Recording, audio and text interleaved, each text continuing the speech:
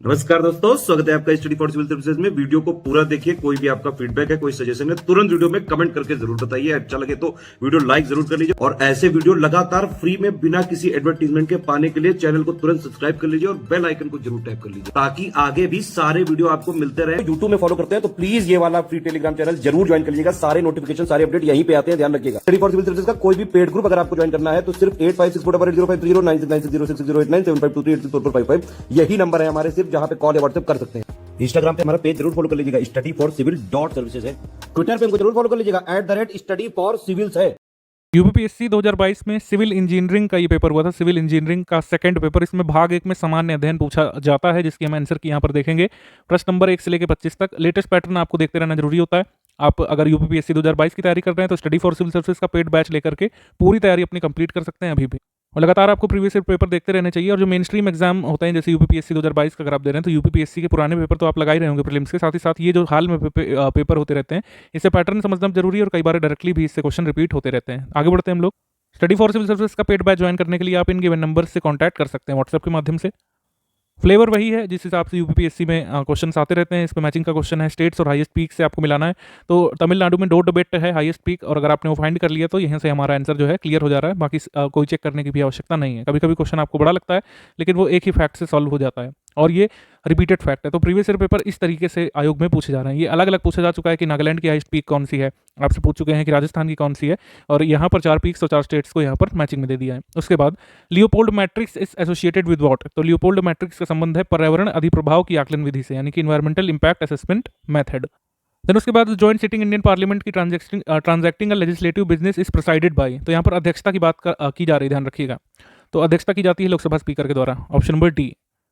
अभी टर्म है office of profit. Office of profit को परिभाषित किया गया है। अब इसमें संविधान में कहा गया था तो बिल्कुल नहीं है, संविधान में नहीं परिभाषित नहीं किया गया है। अगर यहाँ पर लिखा होता तो बात दूसरी, यहाँ पर नॉट बीन डिफाइंड है।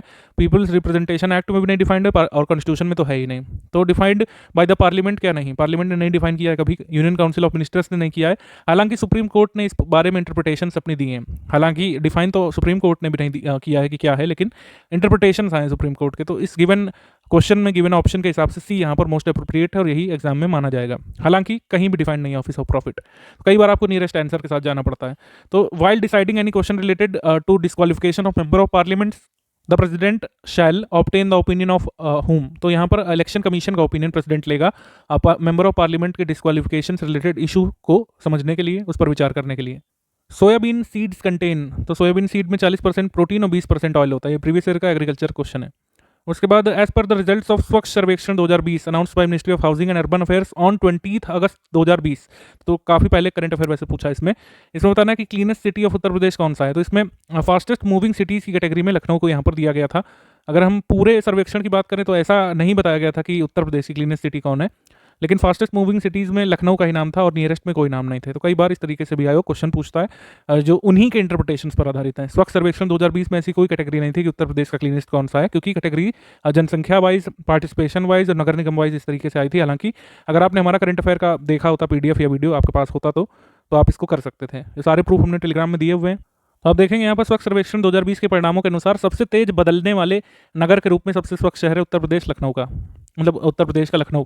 बाकी सारे में आप देखेंगे कि कैटेगरीज अलग अलग हैं। तो यहाँ पर नियरेस्ट ऑप्शन यहाँ पर लखनऊ ही जा रहा है, यही सही माना जाएगा।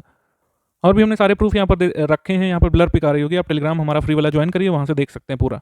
देन इसके बाद how many teachers from Uttar Pradesh were selected for national award on teachers day. National award on teachers day में 44 शिक्षक चुने गए थे, उसमें से 3 थे उत्तर प्रदेश से। ऑप्शन नंबर डी यहाँ पे सही है। देन इसके बाद पोषण माह जो है कब बनाया गया था, 2019 वाला भी सितंबर में मनाया गया था, 2020 वाला भी सितंबर मंथ में मनाया गया था, ये भी हमने करवाया हुआ है। देन उसके बाद ये क्वेश्चन है, इसमें टेक्स्ट और राइटर, टेक्स्ट राइटर जरूर आता है हिस्ट्री में से, और इसमें एंशिएंट और मेडिवल दोनों का मतलब दोनों पीरियड से एसोसिएटेड किताबें पूछी जाती हैं। कम से कम 50-60 किताबें तो हर एस्पिरेंट को याद करनी ही होगी, मेन वाली, अगर आप यूपीपीएससी के किसी भी पेपर में अपियर होने वाले हैं। ये इंजीनियरिंग का पेपर है, सामान्य अध्ययन सिर्फ 25 मार्क्स का आना है, तब भी आप देख सकते हैं कि 4 बुक ये पूछते ही पूछते हैं। तो खैर इसका आंसर हो जाएगा यहाँ पर बी। ए को मिलाएंगे 3 से। किरातरुजिनीम लिखी है भारवी ने, उसके बाद 10 कुमार चरितम लिखी है दंडी ने, बुद्ध चरितम लिखी है अश्वघोष ने, और विक्रमोर्षिवम लिखी है कालिदास ने। इस तरीके से मिला देंगे, ऑप्शन नंबर बी हमारा सही आंसर हो जाएगा। फिर उसके बाद large tank near Mahoba temples at Ajaygarh and Mahoba राजवासनी, ये किस चंदेल शासक ने बनाया था? राजवासनी नगर महोबा में मंदिरों को और एक बड़े तालाब अजयगढ़ में बनवाया, किसने बनवाया? राहिल ने। ठीक है, ऑप्शन नंबर सी। फिर उसके बाद rights, which of the following rights a cultivator enjoyed on his own land during the Mughal period. Mughal period में अपनी ज़मीन को खाली जो है मॉर्टगेज पर दिया जा सकता था किसान के द्वारा। Option number A. हिस्ट्री के हमेशा ही कुछ क्वेश्चन ऐसे होंगे जिनका आपको सोर्स नहीं मिलेगा और जो आप नहीं खोज पाएंगे। हालांकि इसका आंसर है राइट टू मॉर्टगेज ओनली। फिर उसके बाद इसमें ट्राइब्स को आपको स्टेट से मिलाना है। तो टोडा जो है ये पाई जाती है आपकी तमिलनाडु साइड, ठीक है। तो बी का यहाँ पर 4 होगा और बी का 4 आपने मिला दिया, तो बाकी कोई चेक करने की जरूरत खैर यहाँ पर नहीं है, ठीक। वैसे भी प्रिडिक्टेबल था झारखंड संथाल, ये भी प्रिडिक्टेबल है, ठीक है। गोंड और थारू में अगर आप कंफ्यूज हो रहे थे तो वो कोई बात ही नहीं है। अब यहाँ पर जो आपका थारू है वो किससे मिलाया जाएगा? थारू को उत्तराखंड से मिला देंगे, गोंड को मध्य प्रदेश से और संथाल को झारखंड से, टोडा को तमिलनाडु से। ये भी आसान था क्वेश्चन। फिर उसके बाद यहाँ पर आपको कुछ ये बायोस्फीयर रिजर्व है और इसको मिलाना है जिस स्टेट में वो है, तो ये भी आया हुआ क्वेश्चन। नोकरेक है मेघालय में। फिर उसके बाद अगस्तमलाई है आपका केरल में और नंदा देवी उत्तराखंड में, दिहांग दिबांग है आपका अरुणाचल प्रदेश में। फिर उसके बाद states get share of revenue from what, तो एक्साइज से मिलता है शेयर रेवेन्यू, अब तो खैर जीएसटी में सब्स्यूम कर लिया गया है। फिर उसके बाद empowers parliament to make laws for implementing international agreements, international agreement बनाने के लिए पावर पार्लियामेंट को मिलता है, आर्टिकल नंबर 253 से। फिर उसके बाद acting chief justice of India appointed by whom, तो इसका आंसर हो जाएगा भारत के मुख्य न्यायाधीश, ऑप्शन नंबर ए, ठीक है। भारत के मुख्य न्यायाधीश, तो इसमें चीफ जस्टिस ऑफ इंडिया की सलाह नहीं ली जाती है, ऐसा नहीं लिखा है कहीं। नॉट अ खरीफ क्रॉप यहाँ पर पहचानना है, नॉट अ खरीफ क्रॉप है मसूर, मसूर जो है रबी की फसल है।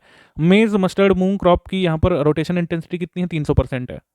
फिर उसके बाद 5 स्टार विलेज स्कीम जो है ये 2020 में आई थी सितंबर में, किससे एसोसिएटेड है? पोस्टल सर्विसेज से, डाक सेवा योजना से एसोसिएटेड है, ऑप्शन नंबर बी। उसके बाद ये सितंबर मंथ करंट अफेयर से पूछा, 14 सितंबर 2020 को मेंस टेनिस सिंगल्स में यूएस ओपन में किसने जीता था? डेनियल मेडवेडेव को हराया था डोमिनिक थीम ने, ऑप्शन नंबर बी। फिर उसके बाद यहाँ पर एंशिएंट नेम्स हैं सिटीज़ के और मॉडर्न नेम है उससे मिलाना है, तो ऋषि पत्तन या इसी पत्तन जो है ये सारनाथ सही होता है, ठीक है। और दशपुर मंदसौर ये भी सही है। महोदय नगर, महोदय श्री ये आपका कन्नौज होता है। बनवासी तलकाड़ ये आपके नहीं मैच हो रहे हैं, तो ऑप्शन नंबर सी हमारा यहाँ पर सही आंसर है। फिर उसके बाद झील के किनारे बसा प्रारंभिक कृषि वाला स्थल कौन सा है? ये चिरांद है, ठीक, चिरांद, ऑप्शन नंबर सी। फिर उसके बाद ऑथर ऑफ दास्तान मज़ाहिब जो डिस्कस करती है दीन इलाही अकबर की दीन इलाही को जो है चर्चा करता है, दास्तान मज़ाहिब, इसके लेखक है Mohsin Fani, option number B, Mohsin Fani. फिर उसके बाद ये आपका मिनिस्ट्री ऑफ रिहैबिलिटेशन से संबंधित आपको बताना है, 6 सितंबर 1947 को बनी थी। के सी नियोगी थे यहाँ पर पुनर्वासन मंत्रालय के मंत्री, के सी नियोगी।